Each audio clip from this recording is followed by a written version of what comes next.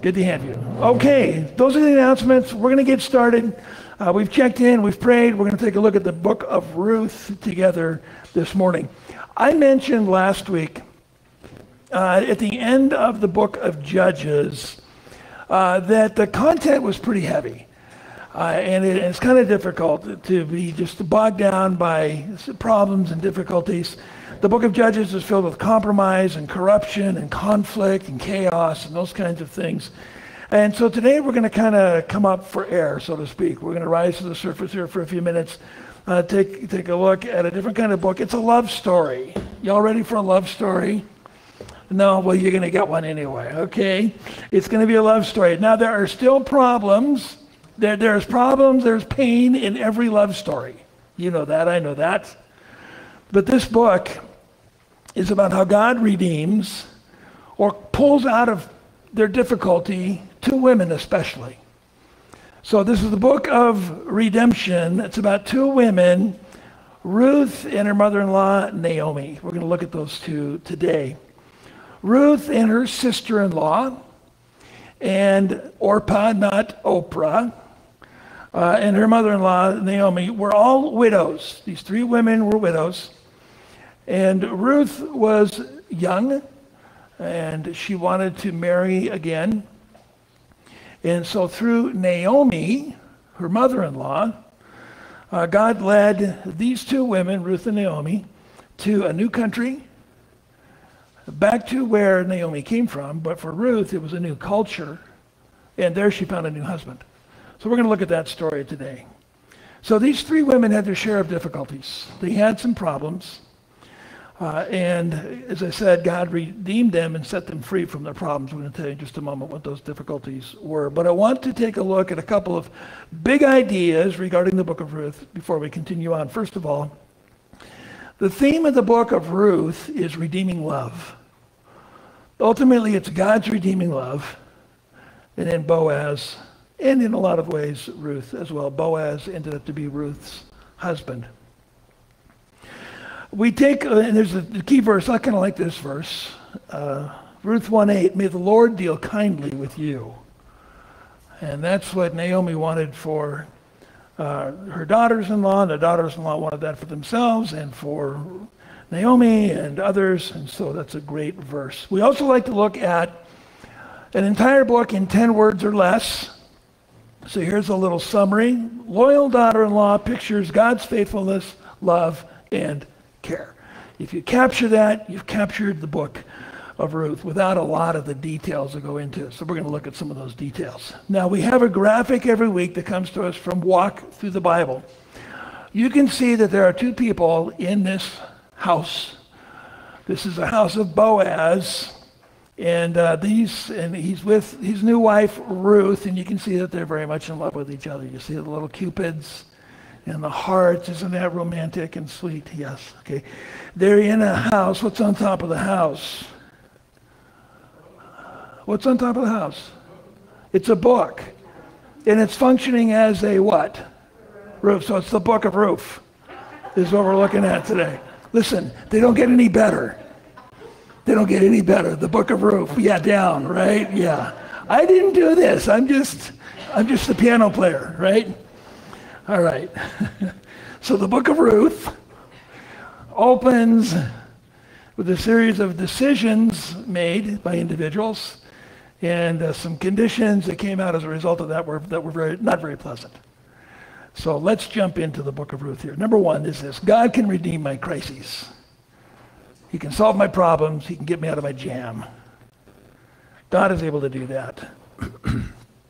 Here's the first verse in the book of Ruth. It came about in the days when the judges governed that there was a famine in the land. Last week in the book of Judges, we learned that there was a cycle of downward spiral as Israel abandoned the Lord and got into all sorts of trouble and consequences for their compromises. And God raised up a leader that delivered them, and that leader died, and then Israel wandered, and they went through a cycle again downwardly. Well, what we're seeing here is a correlation between the judges and the famine, because God warned the people of Israel, if you wander from me If you compromise, if you sin, there will be consequences, and one of them will be famines. And so this book of Ruth is centered in the middle of one of these cycles that we looked at last week. It's a time generally throughout Israel, a time of apostasy where people have wandered from the faith. Spiritual unfaithfulness, physical warfare, cultural decline. Things are not going too well in that country. There's a lot of violence. There was moral decay and anarchy. And one of the consequences of all this corruption was there were famines. There was a famine in the land. And so we read about this family that was living in Bethlehem, and how the head of the family, a man named Elimelech, and his wife Naomi and 2 sons, they decided to leave the promised land and go into, actually it was enemy territory, where the Moabites lived, in Moab, because there was food. Shortly after they moved there, Elimelech died. Some commentators believe that's judgment from God, because he was not trusting in God. He was taking matters into his own hand. I'm not going to go that far. I just don't know what the scriptures don't say. But I just want us to think about it as a possibility. So Elimelech died. Now his wife, Naomi, is a widow. And she's on her own, so she encourages her 2 daughters to get married, and they marry Moabite men, which God says you're not allowed to do. You're not allowed as Israelis or as Israelites to marry foreigners, and they did. And it was not long afterwards that both of those men died. And so now we're left with 3 widows, all on their own. 1 in a foreign country, 2 in the country that they knew. And that's the first 5 verses of this book. In the first 5 verses, we have a famine.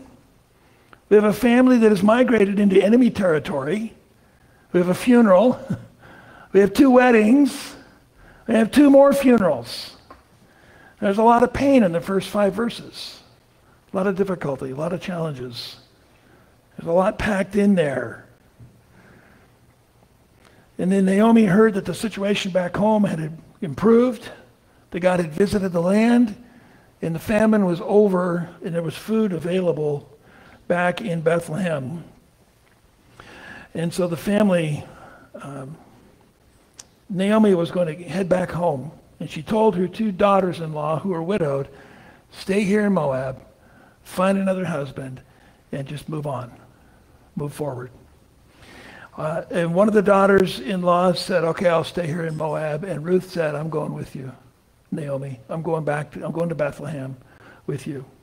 And we see this very well-known verse of Scripture. Ruth said this to Naomi, where you go, I will go. And where you sleep, I will sleep. Your people shall be my people, and your God, my God. Where you die, I will die, and there I will be buried. Ruth is all in for the rest of her life. She's made a commitment to be with Naomi, and she heads back to Bethlehem with her. When Naomi arrives, the people in the community recognize her, and they're excited to see her, and they welcome her back. And here is Naomi's response to her family and friends back in Bethlehem. They said, welcome, Naomi. And she responded, don't call me Naomi, which means pleasant. Instead, call me Mara, which means bitter. For the Almighty has dealt very bitterly with me. I went away full. Listen, not full of food because there was a famine in the land. She went away with a full family. She came back bereaved. The 3 men in her life are dead and buried in a foreign country. She's all alone. The Lord has brought me back empty. Why do you call me Naomi? Since the Lord has testified against me and the Almighty has afflicted me. You ever feel that way? Like God is taking me to the woodshed and I am getting hammered. I'm getting spanked. I'm getting disciplined. He's been very harsh, very disciplined, very strict with me. And maybe sometimes it feels like, God is against you when you've not done anything wrong. Naomi, as far as we know, is innocent. She followed her husband's leadership, and she paid a steep, heavy price for some of the decisions that he had made, like leaving the promised land and taking the situation into their own hands. So this woman, Naomi, comes back home 3 times bereaved. She's hurting. She's bitter. She's angry. She's just been devastated. And so Naomi and Ruth now are in a very difficult situation. No men in their lives to care for them. They have to start over from scratch. For Ruth, it's a brand new country, a brand new culture. She doesn't know anything that's going on. How do we live here? What do we do? What is this about? But God is going to redeem these women from their crises. And that comes up in the next segment. We're going to see how God does this. We're going to see how God solves these problems that are very real for these 2 women who have come back. So here's item number 2. God can redeem my context. God can redeem my context. And what I mean by that is where you are right now in life is where you need to be for God to solve your problems. Let's take a look. Ruth left and went and gleaned in the field after the reapers. She happened to come to the portion of the field belonging to Boaz, who was of the family of Elimelech. Now, Ruth and Naomi needed food. They didn't have anybody to provide for them. And so God's people in the law, in the scriptures, were instructed to, when you harvest your fields, don't wipe that place clean and take everything out. Don't harvest the edges and the corners of your fields so that the impoverished, the poor, or sojourners walking through the land, they'll at least have something to eat. Essentially what we're talking about are leftovers. Leave something out in the fields for those who are impoverished. That's what it means to glean. They're just walking through, Ruth is walking through the field, picking up what she can find. So the law of God instructs God's people to do this. Now, you may have seen Jewish people like this image here with the long curly sideburns. And what they're doing is they are not harvesting the edges and the corners of their hair. As a symbolic and a visual reminder, don't harvest the edges and the corners of your fields. Now, not very many people are, Jewish people are farmers, but they all can remember the poor. That's what these curly sideburns are all about, to remember the poor. That's a part of the culture that comes back from Old Testament days. It's just a new way to do the same thing. So now you know what those are about. So here's God working sovereignly for Ruth. She goes out, she finds a place to glean. And chapter 2, verse 3 says she happened to come to the portion of the field belonging to Boaz. And so this is God guiding her. This is God providing for her. This is God setting up the stage so that she can find a husband. And that's where this story is going. God sovereignly placed Ruth where she was, in a place where she would receive more than just leftovers. Because God is generous. God is gracious. And he wants to give us more than just enough to survive. Jesus said, give us today our daily bread. That's all we need is daily bread. But sometimes he says there's a little butter to go along with it. Okay? You got manna, you got quail. Pretty soon there's going to be milk and honey and grapes and figs and all those kinds of things. God's generous. He can afford it. And he's going to be generous to Ruth. Now, Boaz owned this field. And he's watching his workers, and he notices this person gleaning along the edges. She catches his eye, and he takes an interest in her. Now, remember, Bethlehem is a very small town. The Old Testament describes it as the smallest, too small to be considered a clan of Judah, which if I remember correctly is less than 1,000 people living in a very small community. So it's a small town. Some of you are from small towns. You know what small towns are like. People talk. People talk. Everybody knows everybody's business. So word spread quickly about this new girl on the block. And Boaz said, who's this? He wanted to know who this girl was. And he asked about this girl. And here's his response. Check this out. Here's the response. So he says, who's this young lady here harvesting or gleaning? The response is, she is the young Moabite woman who returned with Naomi from the land of Moab. And Boaz goes, oh, okay, I know about her. I've heard about her, so this is the one that I've heard about. Boaz wants to meet her. This gets a little bit creepy in our culture. Okay, ladies, you meet a guy, you got a little bit of interest in him, he's showing a little bit of interest in you, and in your very first conversation, he says this about you. This is what he said, very first words to Ruth. All that you have done for your mother-in-law after the death of your husband has been fully reported to me, and how you left your father and your mother in the land of your birth and came to a people that you did not previously know. Would that creep you out? Like somebody knows your life story. First conversation, he just dumps it. Yeah, this is your life. He knows everything about you. I thought about that for a little bit, and I think here's something that is how we can redeem a part of this, okay? If we're going to do some redeeming. Don't worry if people are talking about you. Don't worry about it. Because if you're living in integrity, and unless they're lying, the only thing they can say about you are good things. That's all Boaz mentioned. That's all we ever know about Ruth. Or did you see this? The way that she helped other people? That's the story of her life. That's why she's in Bethlehem. She's there to help Naomi. So live in such a way that when people mention anything that you've done, they talk about the way that you've helped other people. It's not a bad legacy to have. And so when Boaz heard that Ruth was a young lady that helped others, he wanted to help her. He wanted to be generous to her in return. So here's the point. Here's an application for us. When you're where God wants you to be, and when you're doing what God wants you to do, he's going to take care of you. He's going to meet your needs.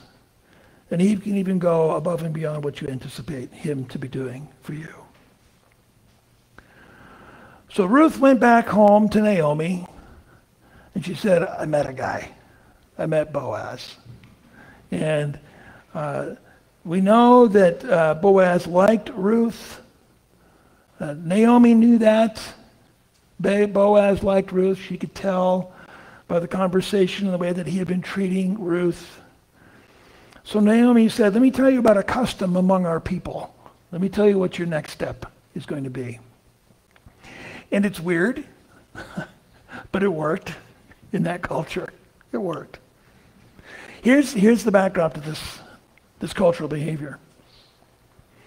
A woman who was widowed before she had children, which is Ruth, she was encouraged to marry her brother-in-law so that they could have children in honor of her first husband and raise up a family in honor of her first husband that would continue the husband's name and continue legally the husband's line. So Naomi then told Ruth about another custom that will help you show Boaz that you're interested in this. Sounds a little creepy, but this is their culture. This is how they did things back then. And it worked. It worked. So Naomi is saying, Ruth, here's how to get this process moving. Here's how we go forward with this. Brings us to the next point. Number 3 is this. God can redeem others' counsel. Others' counsel. So here's what Ruth's mother-in-law is telling her. You want a husband? You want our needs to be met? You want God to be generous and kind and gracious and good? Here's how it's done. Chapter 3, verse 4. When he lies down, you go back to the place where they're harvesting the grain. They're separating the grain from the stalks. They're preparing they're processing it, and they're going to store it. When he lies down there at the threshing place, you shall take notice of the place where he lies, where he's sleeping, and you shall go and uncover his feet. Let me just say, that's a euphemism. It's a figure of speech, because it's more than just the feet. It goes up quite a bit. But they just kind of softened the language a little bit. She's supposed to strip this guy. Uncover everything. That's you can check it out. I checked it very carefully. Man, that's what he's talking about. You shall go and uncover his feet and lie down. Then he will tell you what you should do. Now listen very carefully. What Naomi is counseling Ruth to do, there's nothing immoral about it. There's nothing sexual about it, because it's an outer coat or just a blanket that Boaz is wearing. There's nothing inappropriate. There's nothing immoral about this. It's strange, but this was their culture. This is what they did. This is how she was to properly show him that she's available for marriage. And it's like a little signal. This is like a preview of coming attractions, so to speak. But right now there are boundaries. But I just want to let you know I'm interested in you if you're interested in me. A little different.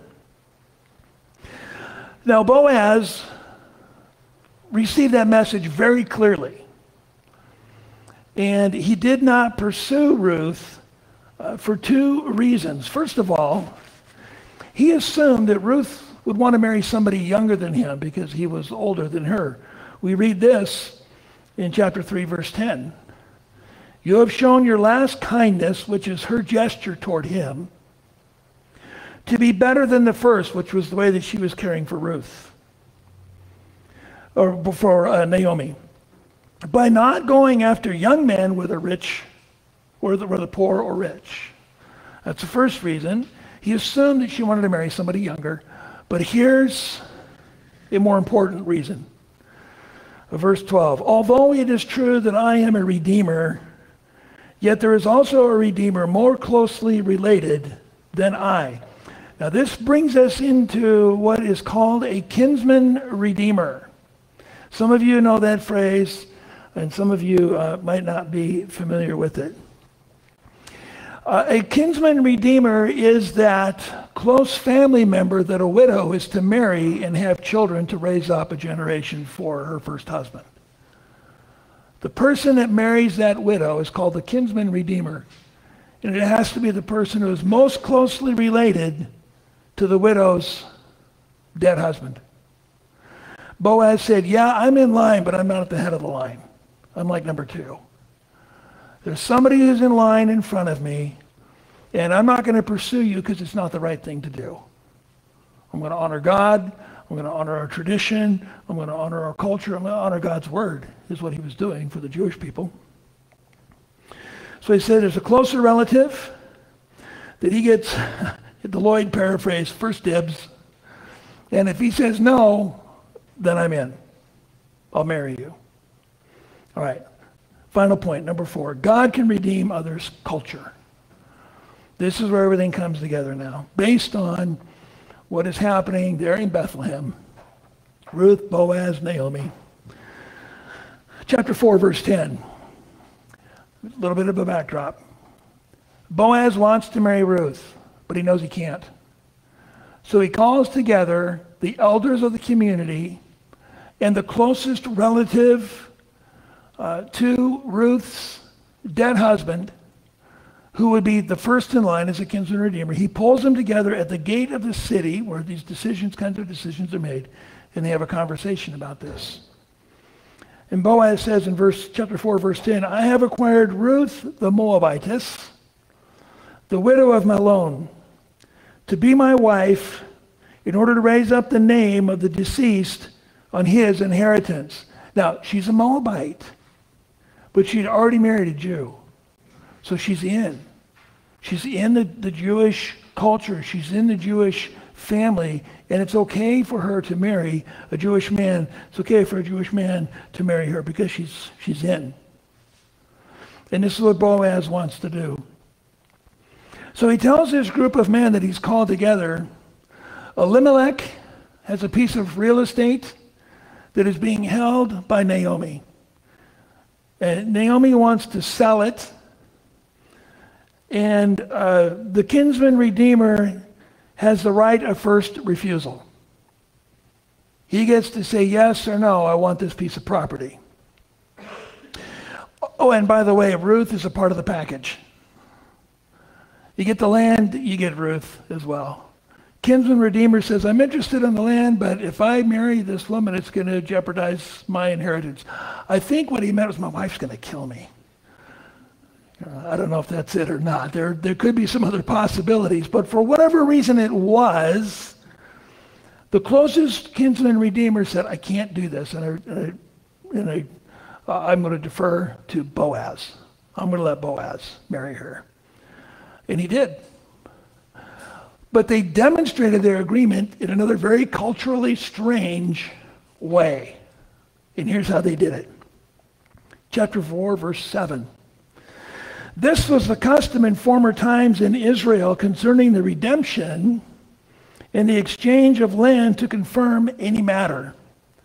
A man removed his sandal and gave it to another, and this was the way of confirmation in Israel. It's like a shoe contract. Here's my shoe. Have a great marriage, enjoy the property. What is with the sandal? Why did they do this? There's a very good reason for it. We take a look back in the book of Deuteronomy, and there's other places as well. It says this, every place on which the sole of your foot steps shall be yours. The sandal symbolizes that the landowner wearing those sandals, walking on that land, because I'm walking on this land, this is my land. And so when he takes off one of the sandals that is associated with the land and he gives it to another person, they're saying, in this case, this man never owned the property, but in a standard transaction, let's say I'm going to sell my house and the yard that comes with it. I would take off a shoe or a sandal, and I would give it to the new buyer, and I would say, I used to walk on this property with these shoes, and wherever I walked was my property. But these are now your shoes, and it's your property. So it's the symbol of ownership based on Deuteronomy and Joshua, a couple of other places. So that's how that culture worked. So both the property and Ruth are yours. And she was redeemed. And Ruth and Boaz got married, and they had children. And here's what the Gospel of Matthew tells us about this, just a short little snippet from the genealogy. Salmon, there's a name for a kid. Salmon fathered Boaz by, remember Rahab, the harlot? Yeah, this is her. She had a son named Boaz. Boaz's mother was Rahab the harlot. Interesting. And they had a child named Obed when he married Ruth. And Obed had a son named Jesse. And Jesse had a son named David, who was the king of Israel. So you see here in Matthew, Rahab and Ruth, both Gentile, non-Jewish women in the line of Messiah, Jesus Christ, because the spiritual son of David is Jesus. And these women here are in the line of Messiah. There's a third non-Jewish woman who is an ancestor of Jesus as well. So that's what Ruth is about, showing how God can solve problems, and he can meet your needs in ways that you didn't anticipate. He can go above and beyond. And also this, I comment on this occasionally when when I'm doing a wedding or maybe even a funeral, that decisions that are being made, whatever, they may even seem to be minor decisions. Where you move, who you marry, where you go to school, it's going to have an impact on people living 3 or 4 or 5 generations from now. I think about when my dad's dad was killed in a trucking accident in Blytheville, Arkansas, when my dad was 4 years old. If Grandpa Sam had not been killed by a train, Grandma Beulah would not have moved to the West Coast. She would not have got a job at China Lake Naval Weapons Center and would not have had my father with her at that base, and she would never have met my mother, and I would not have been born. And so we've got all these decisions that are made in this life that affect generations that are not yet born. Super important that we be careful with the decisions that we make and ask God to guide us, God to lead us, God to help us. All right, here's our takeaway for this week. Jesus redeems all of my life, all of it. My life here on earth and my life to come eternally. Notice this, Titus chapter 2, verse 14. Jesus gave himself for us to redeem us from every lawless deed and to purify for himself a people for his own possession, eager for good deeds. Here's the point. God has been good to us through Jesus, but we want to be good to honor him. We want to know how to live in a way that's going to please the Father. And Jesus makes that possible for us.